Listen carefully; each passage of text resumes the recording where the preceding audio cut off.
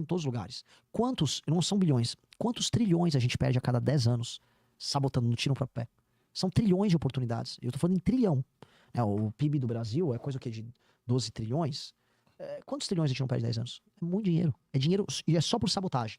Então a sabotagem acontece em todas as áreas. E a gente é obrigado a conversar com esses doidos. Então vai vir uma pessoa, um ongueiro, um ambientalista, um representante indígena. É sempre alguém que tá tocando essa sabotagem. E nós temos que brecar a sabotagem deles. Interessante essa fala com você.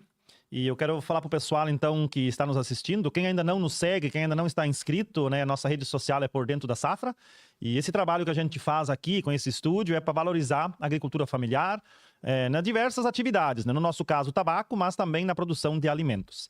Tem uma pergunta aqui, eu espero que a gente não seja processado amanhã, tá? O cara pergunta assim, qual a sua visão sobre o STF? O STF é uma entidade hoje anômala, ele não cumpre mais suas funções, ele virou um poder em si, ele é extremamente autoritário e ele está envolvido em escândalo de corrupção.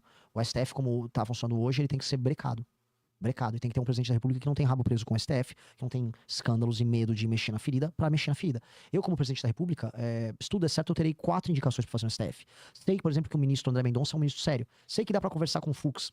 Sei, portanto, que dá pra montar uma maioria no STF que isole a banda podre do STF e aí você começa a colocar o STF no caminho certo.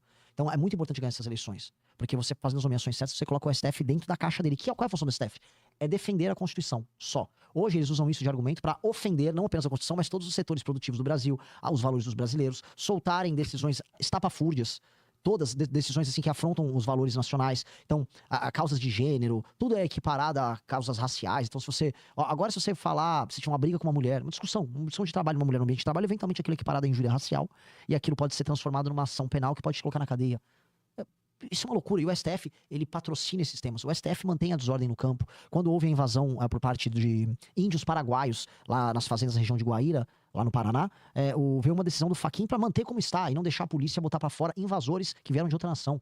Ou seja, o STF, ele ajuda a confusão. Hoje, se uma polícia no Rio de Janeiro quer fazer uma operação, ela é obrigada a ter que passar uma série de informações para autoridades que podem vazar para o crime organizado por conta da DPF das favelas, que foi uma decisão do Supremo lá da época da pandemia, que está vigente até hoje. Isso tudo é loucura. Tem situações aí que... Às vezes eu falo que o nosso mundinho aqui é bem mais tranquilo. Porém, a gente sabe que essas coisas acontecem e interferem no nosso dia a dia. Com certeza. Eu vi que você já falou também em nomeações de ministro, né? Se você chegasse à presidência. Uhum. Você já tem hoje ministro nome? do STF ou ministros do governo? Do governo. O primeiro que eu nomeei foi o deputado Kim Kataguiri. Uhum. Ele é um parceiro meu lá do período da Fundação do Movimento Brasil Livre. Ele é o melhor deputado federal do Brasil. Vou dar um exemplo, só de um projeto que interfere diretamente na vida no campo e outro que interfere na vida de todos os brasileiros. Que ele foi o relator do licenciamento ambiental, que é um projeto que é muito pró-setores produtivos do Brasil, não só a parte de infraestrutura, mas também o agro. E foi com o relatório dele que foi aprovado, foi basicamente 90% do relatório foi ele que montou e foi o relatório que foi aprovado. E outra coisa que ele passou recentemente foi o aumento de penas para roubo, furto e receptação de celulares no Brasil.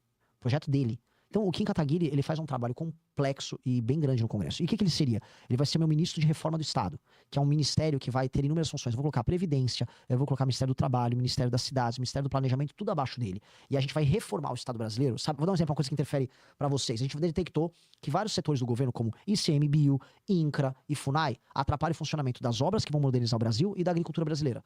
Ele vai pegar todos esses órgãos, ele vai regulamentar e vai fazer o que impeça eles de atrapalhar a vida de todo mundo.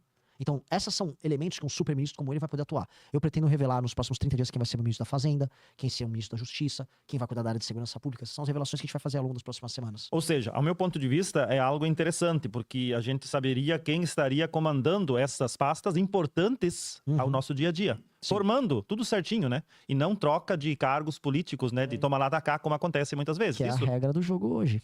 O governo Lula, ele não tem projeto de nada. E aí ele basicamente ele entrega ministérios inteiros, chama de entregar com a porteira fechada, ou seja, você dá o ministério inteiro e os caras fazem o que eles querem. Isso foi nos governos anteriores também, tá? Você deu, por exemplo, o Ministério da Educação no governo do Bolsonaro pra uma gangue no final do governo do Bolsonaro. No governo do Temer, você deu pra várias gangues, vários ministérios. No governo da Dilma, era só gangue administrando. Então, o Brasil, ele foi tocado e ainda é tocado por uma série de gangues. São gangues que estão administrando empresas públicas, ministérios inteiros. E a gente não pode entregar essas coisas para essas gangues. Os ministérios que administram o Brasil de fato, Ministério da Educação, Ministério da Saúde, Ministério da Fazenda, eles têm que ser realmente funcionais. Nós conversamos muitos assuntos, mas você é natural da onde? Eu nasci em São Paulo, falamos muito de campo, eu sou um cara urbano, nasci num bairro industrial, que é um bairro de operários lá de São Paulo, chamado Moca, um bairro italiano. Sou filho dos portugueses lá da família do meu pai e uma parte dos italianos da família da minha mãe. Sempre fui muito paulista. Cheguei a morar na Bahia, né? Cheguei a empreender, cheguei a trabalhar na Bahia, mas trabalhei uma parte da vida em São Paulo, no interior de São Paulo. Mas eu sou profundamente brasileiro. Quando eu estiver aqui no Rio Grande do Sul, eu faço churrasco como um gaúcho, faço muqueca como um baiano, trabalho no dia a dia como um workaholic paulistano, faço música como um carioca. Eu tenho o meu lado brasileiro em muitas coisas. Qual a sua visão de Santa Cruz do Sul? Eu vi um story seu, você ontem à noite no centro lá. Qual é a tua visão do nosso município aqui? Maravilhoso, maravilhoso. Quem dera o Brasil fosse um gigantesco Santa Cruz do Sul. Cidade limpa, ordeira, altamente viável do ponto de vista econômico. Ou seja, você anda nas ruas, tudo tomado por comércio, e comércio bom. E todos os comércios com gente circulando. Isso é muito diferente de cidades. Gostou deste conteúdo? Então deixe seu like, inscreva-se no canal e ajude o Partido Missão a levar essas ideias para cada vez mais pessoas. Nos vemos no próximo vídeo.